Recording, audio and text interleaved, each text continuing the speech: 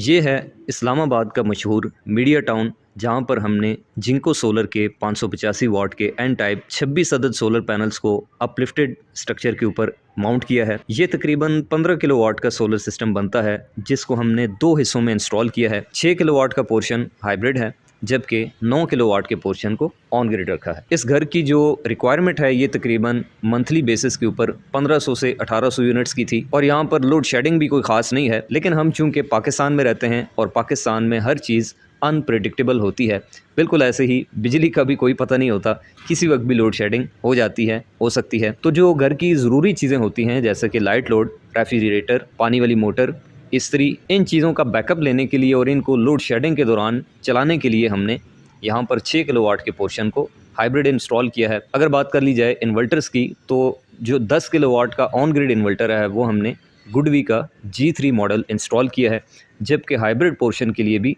GoodWe का ही 6 kilowatt ES unique series का जो हाइब्रिड इन्वर्टर है वो इंस्टॉल किया है, और उसके साथ लिथियम बैटरी भी गुडवी की ही इस्तेमाल की है। इस पूरे सोलर प्लांट का जो कंट्रोल सिस्टम है, उसको कंबाइन एक ही डिस्ट्रीब्यूशन बॉक्स के अंदर इंस्टॉल किया है, जिसके अंदर AC DC ब्रेकर्स, हैवी और लाइट लोड के चेंज ओवर्स और इसके अलावा वाप्टा और सोलर की इंडिकेशन शामिल है।